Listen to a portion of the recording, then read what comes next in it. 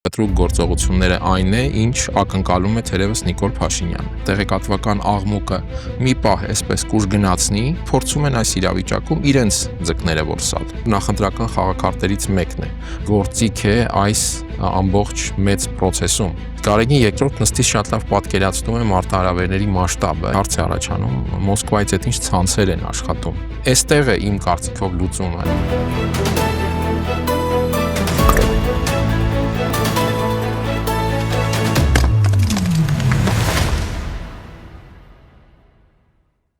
Բարև ձեզ, դուք դիտում եք հարցեր կան հաղորդումը, մինչև մեր այսօրվա հյուրին ներկայացնելը ուզում եմ հիշեցնել, ձեզնից յուրաքանչյուրի դիտումը, տարածումը, մեկնաբանությունը շատ կարևոր են մեզ համար, հավատացեք դուք դրանով մեծ ներդրում եք կատարում հաղորդման զարգացման գործում։ Իսկ այսօր հարցեր կան քաղաքական վերլուծաբան Հակոբ Բադալյանին, բարև ձեզ։ Շնորհակալ եմ, որ այստեղ եք։ Շնորհակալ եմ հրավերի համար։ Պարոն Բադալյան, հրապարակվեցին Ղարաբաղյան հակամարտության կարգավորման, բանակցային կարգավորմանն առնչվող փաստաթղթեր։ Իհարկե այդ փաստաթղթերը դրանք արդեն ենթարկվեցին կամայական մեկնաբանությունների, դժվար թե այլ ճակատագրի արժանանան։ Դուք նշում եք, որ սա պետք է դիտարկել նախընտրական զբաղմունքի տրամաբանության ներքո։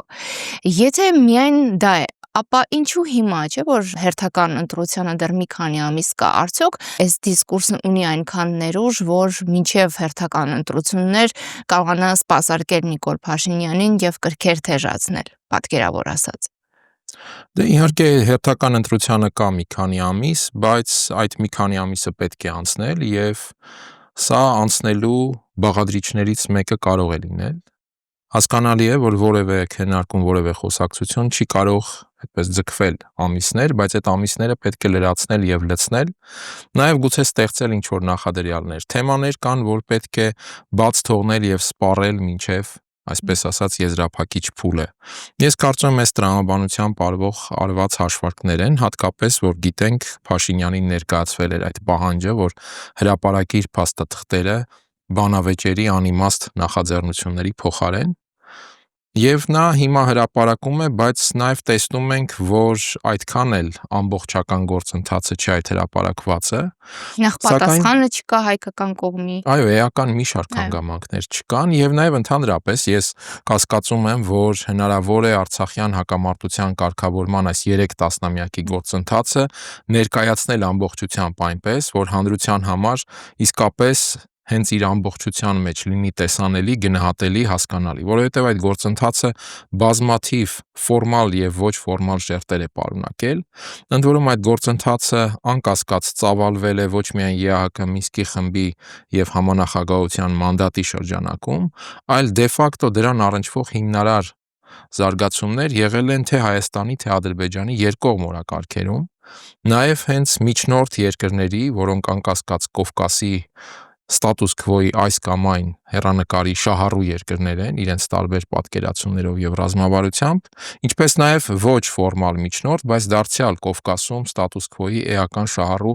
այլ երկրների միջև տարբեր հարաբերություններով։ Հետեւաբար հասկանում ենք, որ այստեղ միայն փաստաթղթեր հրապարակելով մենք չենք կարող այդուհանդերձ ամբողջապես գնահատել սխալների եւ ճշգրիտ քայլերի հավաքականությունը, բարձել հարաբերակցությունը։ Հետեւաբար այո, մի շարք հիմնարար այսպես կետեր կան, որոնք հարցադրումներ եւ կետեր, որոնք մենք որպես հասարակություն կարող ենք անել նույնիսկ անկախ այդ փաստաթղթերի ամբողջական հանրայնացումից։ Այսինքն կան փաստեր։ Եղել է պատերազմ,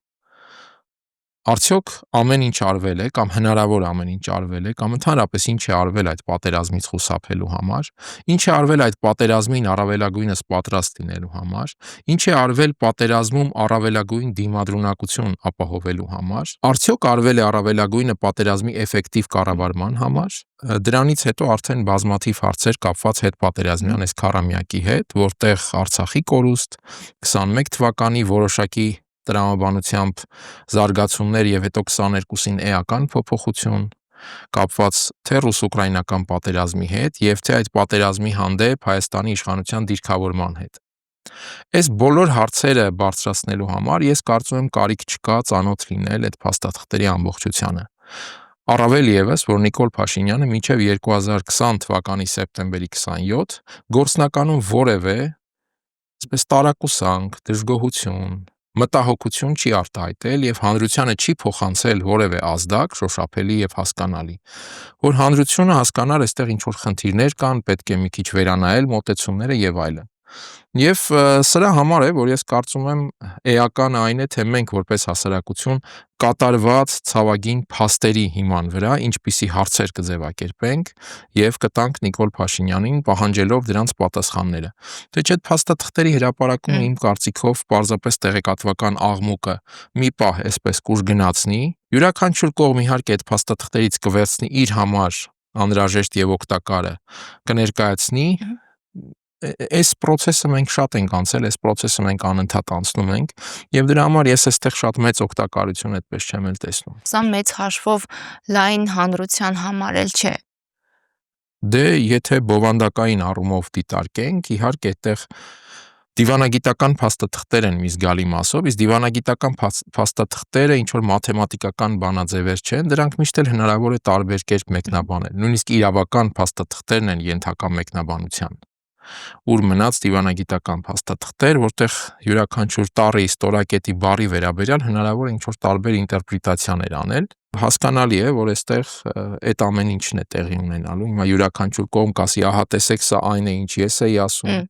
Բայց սա արդեն Նիկոլ Փաշինյանի հաղթանակը չէ, որ փաստերը այդքան տեսանելի, շոշափելի են, բայց միևնույն է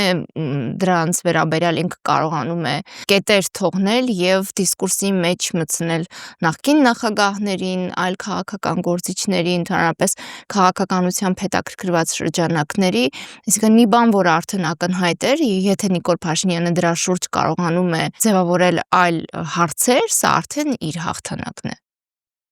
Առնվազն շարունակում է թելադրել ինֆորմացիոն ընթացքը, այսպես ասենք, եթե նույնիսկ հաղթանակ չբնորոշենք որպես այդպիսին, բայց շարունակում է, այո, հաջողությամբ առաջ տանել ինֆորմացիոն միջավայր թելադրելու, հասարակական քաղաքական խոսույթ թելադրելու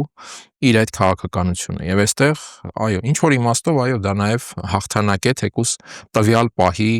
հարաբերակցության ուժերի հարաբերակցության համատեքստում։ Եվ այս տեսանկյունից դրա համար եմ նաև կրկնեմ նշում, որ այստեղ մեծ օգտակարություն հանրային տեսակետից ես չեմ տեսնում։ Ինչ վերաբերում է Նիկոլ Փաշինյանի հաղթանակին կամ խաղաքարտերին, օրինակ եկեղեցի իշխանություն առճակատմանը կամ կարող ենք այլ բառեր օգտագործել, մեղմ ասած լարված իրավիճակը եւ դա բնականաբար թեժացնում է իշխանությունը։ Դուք ասում եք, որ այդ հարաբերություններում առայժմ հաղթող դիրքերում է կաթողիկոսը, վեհափար հայրապետը, եւ դուք գնահատում եք եկեղեցու վեհափար հայրապետի խոհեմ վարքը եւ գործողությունները կշռադատված, հավասարակշռված։ Ու նաեւ նշում եք, որ Նիկոլ Փաշինյանի խնդիրն է ամեն կերպ սադրել եւ կտրուկ գործողությունների մղել եկեղեցուն, հայրապետին։ Հետաքրքիր է, որ նման տրամադրություններ նաև ստեղծում են ընդդիմությունը, կտրուկ գործողությունների, կտրուկ քայլերի սպասելիք ակնկալիքներ ունի նաև ընդդիմությունը։ Այստեղ ես իհարկե չեմ կարող պնդել, որ այն պատկերացումն է ճշգրիտ կամ իրավացի, որը ունեմ ես, եւ հնարավոր է իրավացի են մարդիկ, ովքեր կտրուկ գործողությունների կողմնակից են։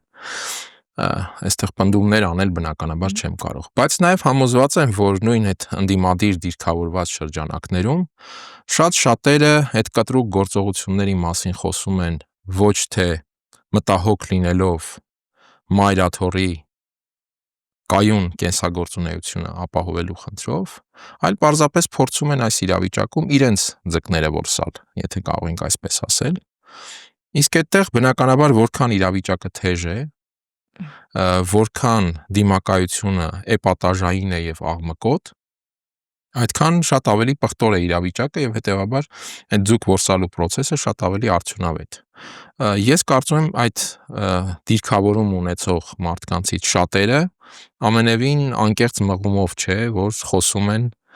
այդ գործողությունների մասին, խոսում են կտրուկ գործողություններ կատարելու մասին։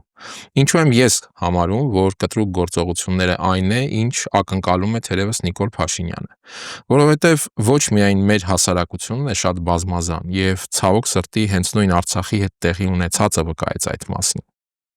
Երբ տեղի ունեցան բաներ եւ մարսվեցին բաներ, որոնք մինչ այդ մեզ թվում էին անմարսելի։ Ես չեմ կարծում, թե եկեղեցու պարագայում ունենալու ենք այլ սկզբունքորեն այլ հանրային պատկեր կամ հանրության վերաբերմունքի այլ կառուցվածք։ Միևնույնն է մարսվելու է։ Համենայն դեպս մենք չգիտենք, եթե ենթադրենք գնաց կաթողիկոսը կտրուկ գործողությունների հետ, ճակատային կտրուկ դիմակայության, հանրային ինչ շերտ է աջակցելու նրան եւ հանրային աջակցության ինչ շերտ է արդեն այդ դեպքում խաղարկելու Նիկոլ Փաշինյանը։ Եվ դրա համար եմ ես բերում նաև Արցախի օրինակը, որովհետև անպատկերացնելի էր, որ Հայաստանում կարող է որևէ քաղաքական իշխանության ժամանակ տեղի ունենալ Արցախի կորուստ եւ հայաթափում, եւ այդ իշխանությունը մարսի այդ ամենը, բայց մենք ունենք այդ ցավագին փաստը։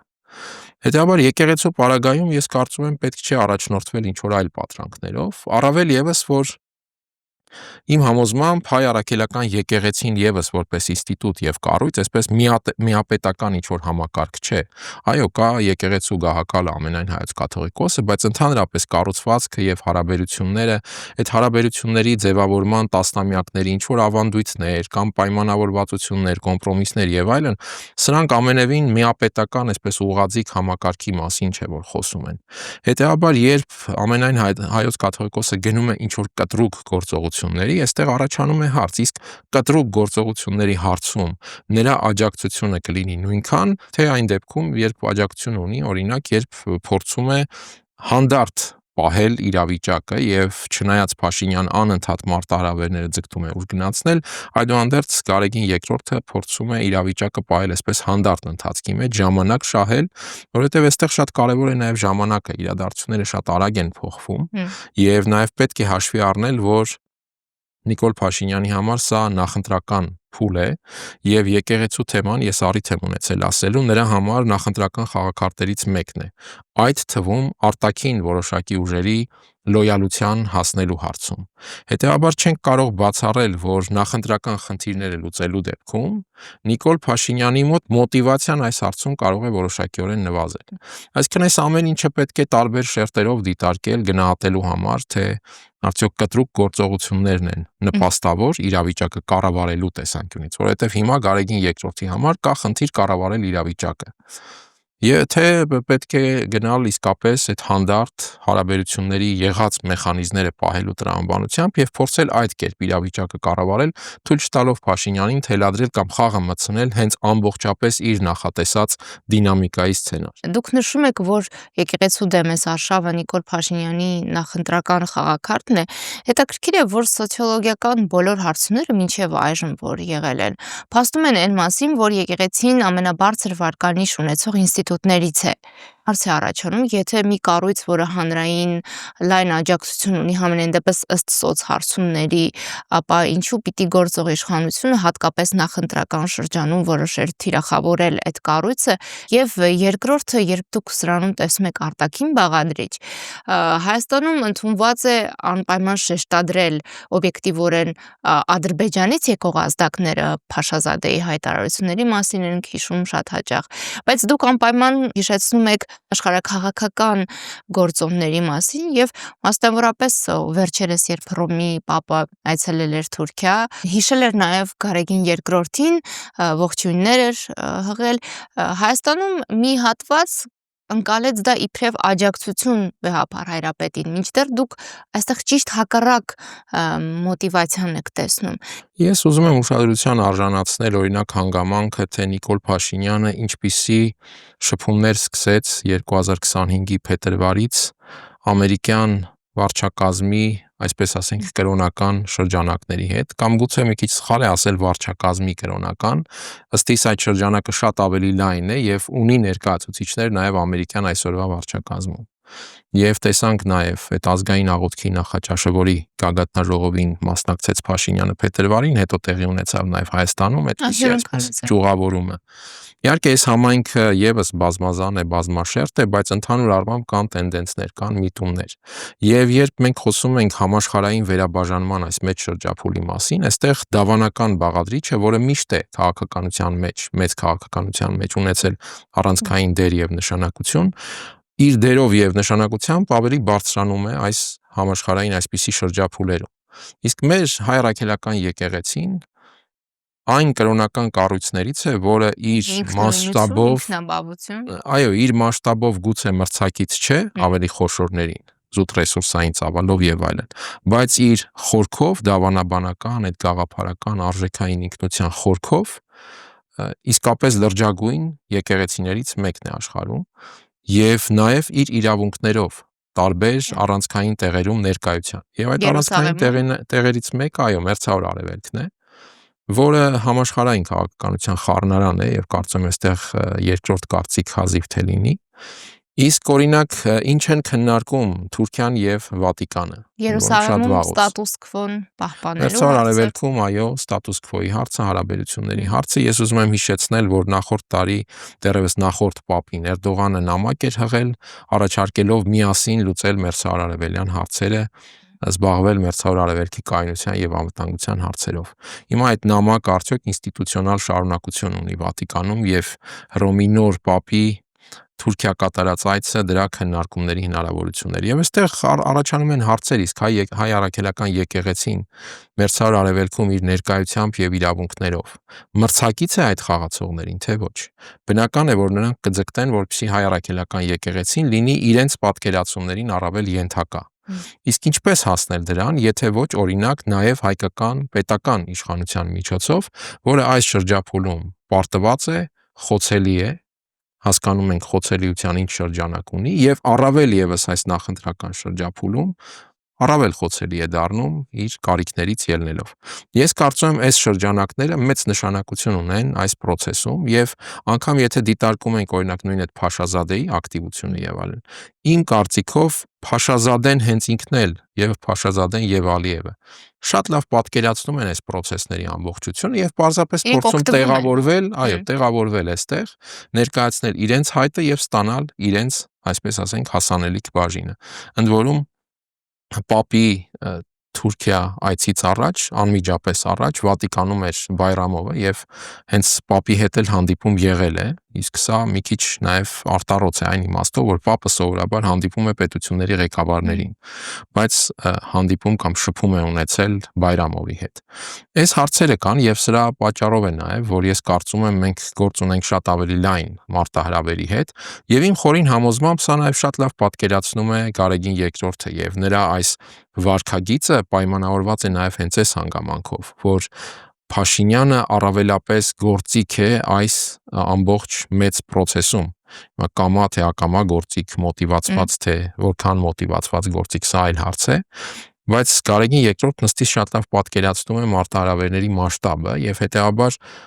հասկանալի է դառնում, որ կտրուկ դուրս գալով մի բանի դեմ, որ ինքը հետևանք է ավելի մեծ մարտահրավերների, դու կարող ես բաց թողնել հենց այդ ավելի մեծի ուղղությամբ աշխատելու դաշտը։ Ընդ որում, երբ խոսում են Վատիկանի մասին կամ այդ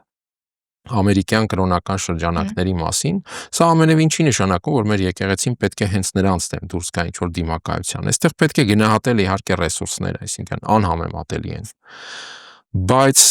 պետք է աշխատել իհարկե եւ մենք տեսնում ենք, որ եկեղեցին նաեւ աշխատում է, հարաբերվում է նաեւ այդ շրջանակների հետ։ Այստեղ է իմ կարծիքով լուծումը եւ ոչ թե այդ պայմանական, ասեմ, զանգեր խփելու տրամաբանության մեջ։ Պարոն Բադարյան, մարտահրավերի մասին եք խոսում, մեծ մասշտաբի մարտահրավերի, սովորաբար երբ այդպիսի իրողության բախվում ենք, մենք իբրև հանրություն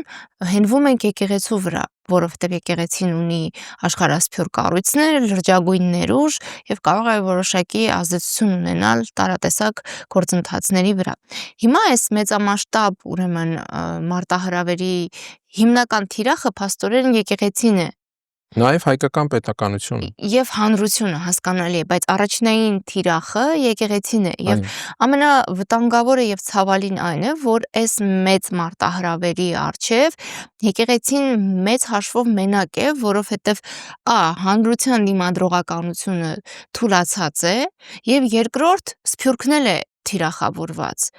եւ երրորդ պետության դիվանագիտական ռեսուրսները նույնպես դժվար է ասել, որ կծառայեն եկեղեցու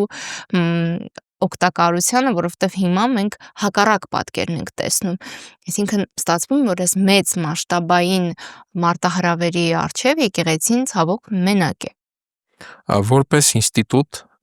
իհարկե ստացվում է, որ մենակ է, այն իմաստով, որ մյուս լրջագույն ինստիտուտը, որ պետք է այս մարտահրավերների հանդեպ դիմակայեր եկեղեցու հետ փոխօգնության տրամաբանությամբ, դա պետք է լիներ իհարկե հայկական պետությունը, որովհետև երկու այդ ինստիտուտները, մեկը արտապետական, այսինքն մեր պետության սահմաններից դուրս իր հնարավորություններով եւ մյուսը որպես պետություն միջազգային իրավունքի սուբյեկտ փոխադարձ համադրված աշխատանքի դեպքում դու ամենևին պարտադիր չէ որ նրանք ունենան նույն պատկերացումները հարցերի մասին, բայց պարտադիր է թերևս որ նրանք ունենան այդ գիտակցումը, որ համադրված եւ համակարգված աշխատանքն է, որ երկուսին օգնելու է պաշտպանվել միասին, եթե կարող ենք այսպես ասել, եւ հայկական հայ առաքելական եկեղեցին այդ իմաստով անգնահատելի ռեսուրս է հենց հայկական պետականության համար, որովհետև զուտ պետական իմաստով մենք պարփակված ենք մեր այս ռեգիոնում սուղ հնարավորություններով, բայց նաև այդ ինստիտուտի եւ դրա բացառիկ նաև միջազգային դերի նշանակության ու ինչպես նշեցի իրավունքների համատեքստում մեր պետությունն է դառնում նաև բավական կենսունակ սուբյեկտ միջազգային հարաբերություններում։ Հենց այս հանգամանքն է նաև, որ բերել է իրավիճակը հետևյալ հակադրության ձևավորելուն, որ պետությունն է, պետականությունն է դուրս բերվել, պետությունը կամ պետական իշխանությունը դուրս բերվել հայ առաքելական եկեղեցու դեմ, այսինքն ասիմետրիկ ոչ ստանդարտ, այո, կառուցվել է ահա այս տրամաբանությամբ, սակայն ես այդուամենայնիվ մտածում եմ, որ հայ առաքելական եկեղեցու այդ դիմադրունակության պատմական ինստիտուցիոնալ հիշողությունը բավականաչափ է այսպիսի շրջափուլերը անցնելու համար, եթե չգործվեն կոպիտ սխալներ։ Եվ այդ իմաստով գոնե առայժմ այդպես կոպիտ սխալներ ես համենայն դեպս չեմ տեսնում եւ կրկնեմ այն միտքը, որ ըստ իս այս հանդարտ կառավարման ռեժիմը գուցե առավել արդյունավետն է, քան ինչ-որ կտրուկ գործողություններով իրավիճակին արձագանքելը։ Մինսկի խմբի լուծարումը ավարտվեց, դուք ունեք շատ դիպուկ գնահատական, որ դրանով փաստորեն Հայաստանի եւ Արցախի դեմ գործած հանցանքի հետքն է ջնջվում։ Հիմա եկեղեցին նաև թիրախավորվում է գուցե այդ պատճառով, որ նախ բարձրաձայնում է Արցախի մասին իբրև ինստիտուտ եւ իբրև ինստիտուտ կարող է նպաստել այդ հետքի պահպանմանը, գոնե չջնջվելուն ամբողջապես հանցանքի հետքի։ Անկասկած դա այդ փաթեթի մեջ է, այսինքն այդ ընդհանուր փաթեթի մեջ է, որը հայ առաքելական եկեղեցուն դարձնում է այսպես պայմանական ասեմ մրցակից ընդհանուր միջազգային հարաբերությունների մակարդակով, որտեղ հասկանում ենք նույն Արցախի հարցը դա շատ ավելի լայն աշխարհաքաղաքական նշանակություն ունեցող հանգամանք է եւ անկասկած դա եւս մաս է կազմում այն մոտիվացիոն կամ խթանիչ հանգամանքների, որոնց հանրագումարում ձևավորվել է այս process-ը կամ սկսվել է այս process-ը։ Հայաստանում իշխանության ներկայացուցիչները մշտապես խոսում են հիբրիդային գրոհների, պատերազմների ենթարկվելու մասին եւ հատկանշական է, որ Եվրամիությունը պատրաստվում է աջակցել Հայաստանին փորձառնական ընտրություններին ընդառաջ հիբրիդային պատերազմի դեմ պայքարում եւ հղում էր արվում Մոլդովայի փորձին։ Սա կարող ենք համարել Եվրոպայի, Եվրամիության արևմուտքի հերթական ժեստը, վերահաստատումը այս իշխանությանը աջակցելու վերաբերյալ։ Ես կարծում եմ սա հենց ուղիղ ազդակ էր, որ մենք պատրաստ ենք աջակցել ձեզ այնպես, ինչպես Մոլդովային ենք աջակցել, Մոլդովայի իշխանությանը, եթե դուք գործեք նաև այնպես, ինչպես Մոլդովայի իշխանությունը։ Հաշվի առնելով հարաբերությունները Հայաստանի իշխանության ներկայացուցիչների եւ Մոլդովայի իշխանությունների, կարծեք թե փորձի փոխանակման փուլում են գտնվում։ Դե վերջին 2 ամիսներին կարծես թե մի քանի հանդիպում եղավ Եվրոպական քաղաքական համայնք նախաձեռնության այդ գագաթնաժողովի շրջանակում Սանդուի հետ Փաշինյանը հանդիպեց, դրանից կարճ ժամանակ առաջ Արարատ Միրզոյանը արտգործնախարարի հետ էր հանդիպել եւ ընդ որում հաղորդագրության մեջ նշվում էր նաեւ, որ Մոլդովայի փորձառության եւ այլնի հարցեր են նաեւ քննարկվել։ Ես կարծում եմ Կալասի այդ հայտարարությունը, որ 15 միլիոն եվրո կարող են տրամադրել այդ հարձակումները հետ մղելու եւ այլնի համար, ընդ որում ձևակերպումն էլ շատ հետաքրքիր է, բառացի նշում է, որ մենք տեսնում ենք, որ կա նույն ցանցն է աշխատում Հայաստանի դեմ, ինչը աշխատում էր Մոլդովայում, այդ որ ցանցն է, ինչի մասին է խոսքը, այսինքն ինչ ցանցի մասն է խոսքը Հայաստանում, ռուսական հետք են։ Կարծում եմ այստեղ քաղաքական փաթեթն են պարզապես ապահովում, այսինքն ըստիս դա մի հայտարարություն է, որը այդպես ապացուցողական բազա գրեթե չունի, որովհետեւ բոլորովին այլ վիճակներ են Մոլդովայում եւ Հայաստանում։ Հիմա Հայաստանի իշխանությունը պարբերաբար գնում եւ Ռուսաստանի իշխանության հետ շփումներ է ունենում, քննարկումներ, հանդիպումներ եւ այլն։ Այն ինչ որ Մոլդովայի պարագայում բացարձակապես չկա։ Հիմա Հայաստանը Ռուսաստանի այդ ցանցի հետ մեկ շփվում է, մեկ ենթարկվում այդ գրոհին։ Այսինքն այստեղ հասկանում ենք, որ մի քիչ զավեշտալի վիճակ է։ Բայց Սանդոյի այդ ներողություն, Կալասի այդ հայտարարությունը ես հենց այդպես եմ դիտարկում, ազդակ, որ եթե դուք կվարվեք այնպես ինչպես Մոլդովայում, ոչ միայն զուտ գործողությունների, այլ նաև քաղաքական տրամաբանության առումով, մենք պատրաստ ենք ձեզ աջակցել։ Եվ պատրաստ ենք աչք փակել քաղբանտարկյալների աջակցությունը ենթադրում է, այո, աչք փակել ցանկացած ոչ ժողովրդավարական, այսպես ասենք, ոչ եվրոպական ցանկացած գործողության վրա, եւ սա կարծում եմ արդեն նույնիսկ նորություն էլ չէ։ Այսինքն շատ վաղուց արդեն պարզ է, որ ժողովրդավարությունը արևմտյան էլիտաների համար եղել է ընդամենը քաղաքական ազդեցության գործիք եւ ոչ թե նպատակ, ուղենիշ կամ գաղափար։ Ես կրկնեմ, խոսքս նոր, այսպես ասած, էլիտաների, նոր եվրոպական էլիտաների մասին է, ցավոք սրտի այն Եվրոպան, որը իսկապես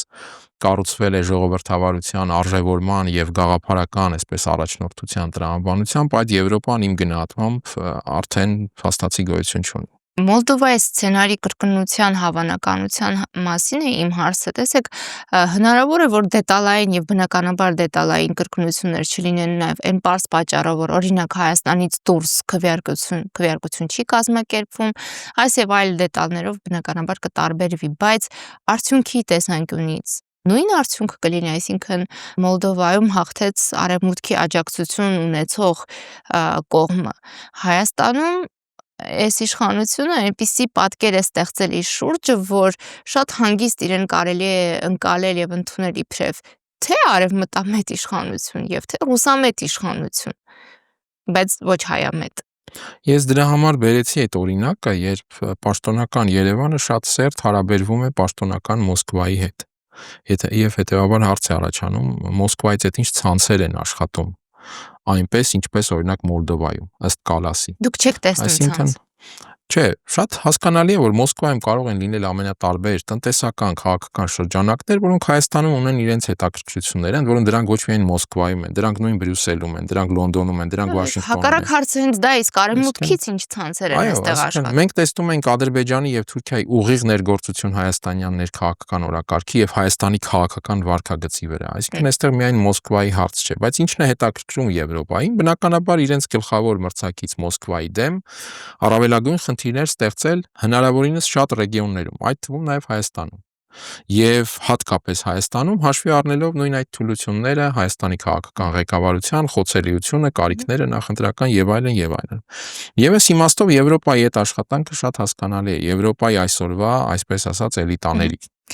Եվ ինչ վերաբերում է Նիկոլ Փաշինյանի դիրքավորմանը, ապա ես տարբեր անգամներ առիթ եմ ունեցել ասելու, որ Նիկոլ Փաշինյանը կդիրքավորվի այն հարաբերակցությամբ, որը կհամարի իր իշխանության պահպանման համար լավագույնը, առավելագույնը։ Եվ այստեղ իհարկե պարզ է, որ Մոսկվայի դեմ Փաշինյանը չի դիրքավորվի մի շարք օբյեկտիվ եւ սուբյեկտիվ պատճառներով, եւ այդ հայտարարություններին ես միշտ թերահավատ եմ վերաբերել, որ Նիկոլ Փաշինյանը Հայաստանը տանում է դեպի արևմուտք։ Բայց այդքանով հանդերձ ունի ակնհայտ աջակցություն։ Ընդ որում ես ասեմ նաեւ, որ աջակցությունը իհարկե պայմանավորված է այդ աշխարհակաղակական պայքարով։ Ես ասեմ նաև, որ ես ամենևին բացասական չեմ գնահատում այդ վեկտորի փոփոխության, այդպիսի նպատակադրման բացակայությունը, որովհետև ես կարծում եմ այսօրվա միջազգային իրավիճակում եւ աշխարհակաղակական այս շրջափուլում դնել վեկտորի փոփոխության խնդիր, այն էլ մի պետություն, որը նույնիսկ իր սահմանները չի կարողանում պաշտպանել, որովհետև այդ վեկտորի փոփոխությունը դա մեղմ ասած հեշտ բան չէ։ Բայց նաև ներողություն դա այն է, ինչ այս իշխանությունը փաթեթավորում է նախընտրական, այո, մատուցում է որպես էլեկտորալ էֆեկտի հնարավոր արգասիկ։ Բայց եւ դա իհարկե դա է խնդիրը մեր այսօրվա, որ մեր հասարակությունը գտնվում է այդ տոտալ քարոզչական ապակողմնորոշումների ծուղակում։ Բայց ընդհանուր առմամբ Հայաստանի խնդիրը այո իր կյանքը փոխել, իր ներքին կյանքը, ներքին հարաբերությունները կառուցել արդիական արժեքների եւ կանոնների վրա, այսպես ասենք, բայց դա չդարձնել արտաքին հարաբերությունների հետ շահկապված ինչ որ այդպես դոգմատիկ մի բան։ Մենք տեսնում ենք, ինչպես նշեցի, որ ժողովրդավարությունը որպես արժեք, որպես այսպես գաղափարական ուղենիշ ոչ մեկի համար այլևս պիտանելիություն չունի։ Հետևաբար դա մեզ անհրաժեշտ մի բան է, որը մենք պետք է կառուցենք մեր ներսում առանց ինչ որ արտաքին վեկտորների հետ կապելու։ Պարոն Բադալյան, հետաքրքիր է Ուկրաինայում կատարվողի համատեքստում հնարավոր է Արևմուտքի, մասնավորապես Եվրամիության, Եվրոպայի աջակցություն, իսկ ավելի կոնկրետ սադրանքները Հայաստանում ուժ գնանան, որովհետև Ուկրաինայում փաստացի թուլացել են Եվրոպայի դիրքերը եւ հնարավոր է, որ կոմպենսացնելու համար իր այդ թուլացումը մարտավարական փոփոխություն արվի եւ Ռուսաստանի դեմ գործելավոճը առավելապես ուժ գնացնեն այս տարածաշրջանում։ Անկասկած թե Կովկասը, թե նաև նույնիսկ Կենտրոնական Ասիան դիտարկվում է որպես Ռուսաստանի դեմ պայքարի առանցքային գոտիներից մեկը եւ վերջին ամիսներին, երբ Թրամփ-Պուտին երկխոսության գործընթացն է ծավալվել եւ որտեղ ակնհայտորեն Եվրոպան համենայն դեպս մղվում է տարբեր աստիճանի, բայց մղվում է երկրորդ պլան, իրենց անհանգստությունը ավելի բարձրանում է, հետեւաբար ավելի բարձրանում է այլ ուղղություններով իրենց ներկայությունը պարտադրելու եւ կշիռը բարձրացնելու մոտիվացիան։ Այո, Կովկասը այդ առանցքային ուղղություններից մեկն է եւ մենք տեսնում ենք վերջին ամիսներին։ Մարտից սկսած Եվրամիությունը բավական ակտիվ է Կենտրոնական Ասիա, Կովկաս այս գիծը, այսպես ասենք, գծում իր ազդեցությունը բարձրացնելու ուղղությամբ։ Ցնցումների սպասել, այսինքն կարող է ընդհուպ չպատերազմելու, այս փուլում չպատերազմելու կոնսենսուսը վերափոխվի։ Ցավոք սրտի այսօրվա միջազգային շրջափուլն այնպիսին է, որ իրավիճակը շատ արագ է փոխվում եւ կարծում եմ պետք է միշտ առնվազն պատրաստ լինել այդպիսի փոփոխությունների եւ պատրաստ լինել վատթարին, թեկուս եւ թող մնա դա զուտ տեսական պատրաստություն, բայց միշտ պետք է լինել պատրաստ։ Այս իշխանության աջակցությունները հաշվի առնելով աշխարհաքաղաքական աջակցությունը ներսում փաստորեն ոստիկանապետություն ստեղծելու տրամաբանությունը, բռնապետության վերածվելու այդ համառ ճիգերը եւ ցանկությունը հաշվի առնելով ընդդիմությունը ինչ հնարավորություններ ունի իշխանափոխության հասնելու, իշխանափոխության հասնելու, որովհետեւ այլ բան կարծեք թե ընդդիմադիր հայացքներ ունեցող քաղաքացիները, շրջանակները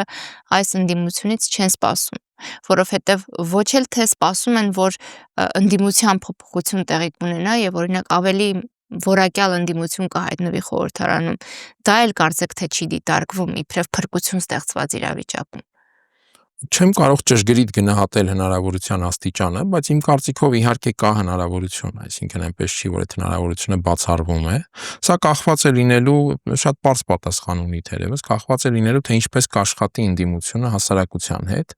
Անկասկած է, որ ընդդիմության այսպես միատարր աշխատանք հասարակության հետ դա պատկերացնել հնարավոր չէ, որտեղ նախ հասարակությունն է շատ տարբեր, ընդդիմությունն է շատ տարբեր։ Իմ գնահատմամբ հետեւյալ մեխանիզմը կարող է բերել հաջողության եւ կարծես թե հիմա ընդդիմությունը առնվազն դիտարկում է այդ մեխանիզմով աշխատանքը, երբ առանցքային հիմնական ընդդիմադիր դերակատարները յուրաքանչյուրը առավելագույնս էֆեկտիվ կաշխատի իր ընտրազանգվածի հետ եւ հնարավոր կլինի հանրագումարում ստանալ այնպիսի ընտրական արդյունք, եթե արտաընտրական, այսպես ասենք, process-ներ չեն լինում Հայաստանում։ Ստանալ այնպիսի ընտրական արդյունք, որը հանրագումարում ընտրությունից հետո հնարավորություն կտա արդեն շրջանցել իշխանությանը, օգտագործելով խորհրդարանական այս մոդելի գուցե թե եզակի էֆեկտիվ մեխանիզմներից մեկը։ Պայմանական իմաստով հասնել այնպիսի իրավիճակի, ինչպես եղավ Գյումրիում։ Իհարկե համապետական մասշտաբով դա շատ ավելի բարդ, բովանդակային իմաստով շատ ավելի բազմաշերտ եւ շատ ավելի տարողունակ աշխատանք է, այդ թվում նաեւ արտաքին միջավայրի ուղղությամբ։ Բայց կարծում եմ հաջողության մեխանիզմը կարող է լինել հենց այդտեղ, յուրաքանչյուր ընդդիմադիր հիմնական, այսպես բևեռ, առավելագույնս էֆեկտիվ աշխատի իր ընտրազանգվածի հետ եւ կարողանան նաեւ ապահովել բարձր մասնակցություն այդ տեսանկյունից, որովհետեւ համենայն դեպս նախադեպերը ցույց են տալիս, որ բարձր մասնակցության պարագայում կառավարող ուժը հայտնվում է իր նվազ հանրային աջակցության էֆեկտիվությունը, այսպես ասենք, հարակից ինչ-որ մեխանիզմներով նվազ մասնակցության շնորհիվ բարձրացնելու հնարավորությունից։ Պարոն Բատենյան, այնուամենայնիվ վերջին հարցը Ուկրաինան շրջանցել չեմ կարող։ Բարդ հարցեր են Ուկրաինայի վերաբերյալ, մեր խնդիրն էլ այն է, որ սովորաբար Ուկրաինայում տեղի ունեցողը պարզունակ ձևակերպումներով է ներկայացվել կամ որ ավելի վատ է ծայրահեղական դիրքավորումներից մենք ունեցել ենք կամ պրո-արևմտյան դիրքորոշում կամ պրո-ռուսական դիրքորոշում եւ ըստ երևույթին այս շատ ողբերգական հակամարտության վերաբերյալ օբյեկտիվ միտք այդպես էլ չձևավորվեց ցավոք, որը կարող էր նաև սնուցել մեր քաղաքական միտքը, բացել մեր տեսողությունը։